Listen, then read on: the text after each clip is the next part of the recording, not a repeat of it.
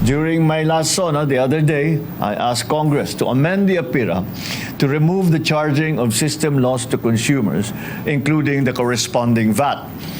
It's only fair that Filipino families pay for what electricity they use, not for inefficiencies that really are beyond their control. Iginiit ni Pangulong Ferdinand Marcos Jr. ang pangangailangan na amyendahan ang Electric Power Industry Reform Act o EPIRA Law upang maibaba ang sinisingil na kuryente. Partikular na nais matanggal ng Pangulo ang system loss charge na nasa electricity bill na anyay hindi patas para sa mga Pilipino. Ito ang kanyang binigyan diin sa kanyang talumpati sa inaugurasyon ng Energy Museum kasabay ng 20th anniversary ng EPIRA Law sa Taguig City kanina. Ayon kay Palace Press Officer Undersecretary Claire Castro, obligasyon ng mga utility company at electric cooperatives na magkaroon ng hakbang upang maiwasan ang system loss. Ang system loss ay bahagi ng kuryente na nawawala habang ito ay dinadala mula sa power plant papunta sa mga bahay, negosyo o pabrika. Ang nais lamang po ng Pangulo ay tiyakin din ng mga utility companies na mayroon silang isinasagawang plano at pagmamonitor para maiwasan po itong losses na ito.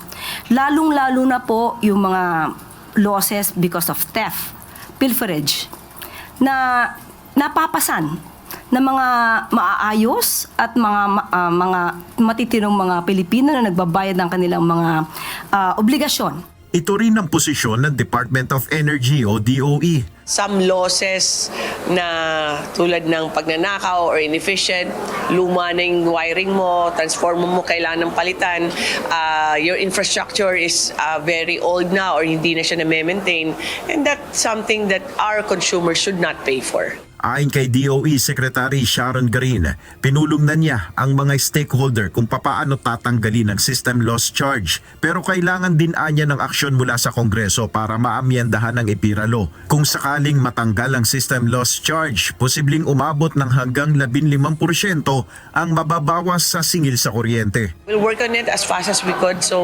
Pero ang magandang epekto niyan, there will be at least it could be like 5 to 15% reduction of the electric bill. Ayon kay Yusek Castro, handang sertipikahan bilang urgent bill ni Pangulong Marcos ang amyenda sa EPIRA Law at tax relief measures. Ang kailangan lang po kasi makita yung mga bill. At pag nakita po ng Pangulo ay definitely yan po ay isa-certify as urgent. Nel Maribuhok, UNTV News and Rescue, Diyos ang aming sandigan, serbisyo publiko ang aming pinahalagahan.